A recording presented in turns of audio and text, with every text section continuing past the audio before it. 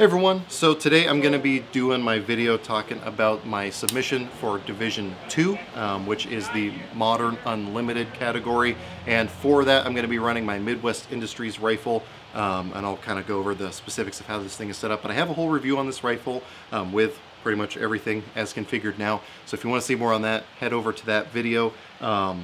And also, if you don't care about what kind of setup I'm running here, just go ahead and go to this time code down below to just see how I did in the competition. So, kind of going over the important stuff.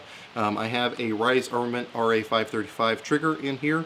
I have a Primary Arms 1-6 ACSS Raptor, that's their front focal plane, up here on top in a Midwest Industries mount. Going to be running both Magpul and Lancer mags for this. I have a BCM vertical grip.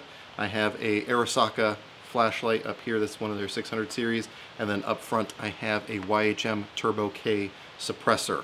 I'm going to be running 55 grain Frontier ammo. They're just their full metal jacket for this competition because I know this rifle likes it.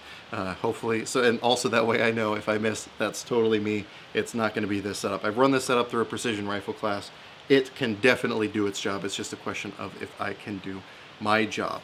So I'm gonna go ahead and show you how I did, and then we'll go ahead and recap and tally up what my score was.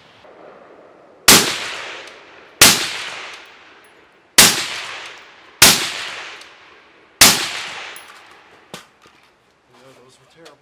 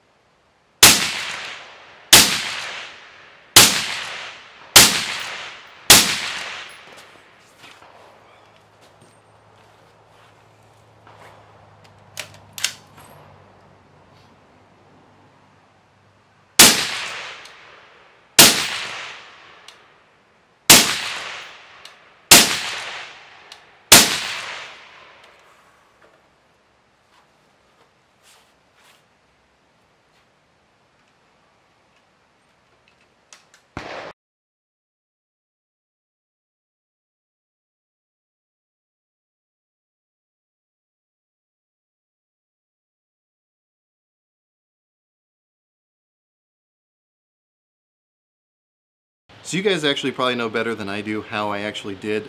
I can only see what my actual hits were. I don't get to see what order it took place in.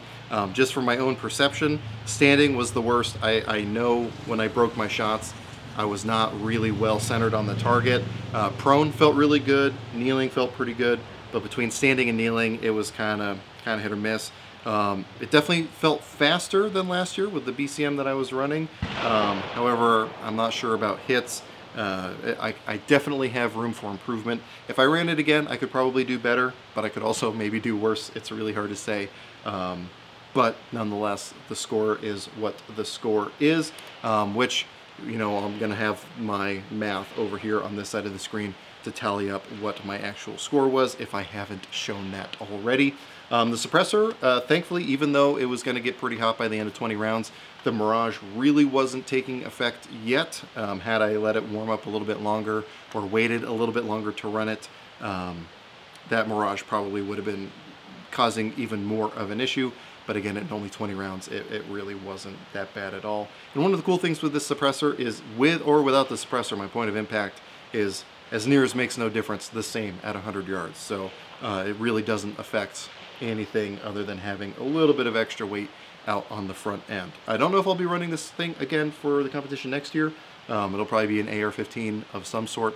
I don't know if it'll be this one. It might be my SBR, but it was just good to get this thing back out and run it once again. So I'm going to be naming the same, well, actually, you know what? I'm going to name a different person for each video. So in this video specifically, I'm going to be challenging my friend Justin. He is 541 Outdoors on Instagram. I'm going to have a link to his Instagram down below. Definitely check him out. He's doing some really cool stuff over there. He's also my coworker at the store that we work at. Justin. I know he's planning on running this through, but I want to explicitly name him so that he will just be more shamed if he doesn't run the competition. So definitely head over to his Instagram, make sure he knows that I called him out, and go ahead and follow him, because like I said, he's doing some pretty cool stuff over there. But again, I hope that many of you choose to take up your firearm and challenge yourself, and hopefully submit your scores even if you don't think you're going to do very well. I just think this is a worthwhile thing to participate in, and again, a good way to measure your skills as a shooter and track that progression over time. If you have any questions, comments, or concerns, go ahead and throw them in the comment section down below. But anyway, as always, I hope you got something out of this video, and I really appreciate you watching.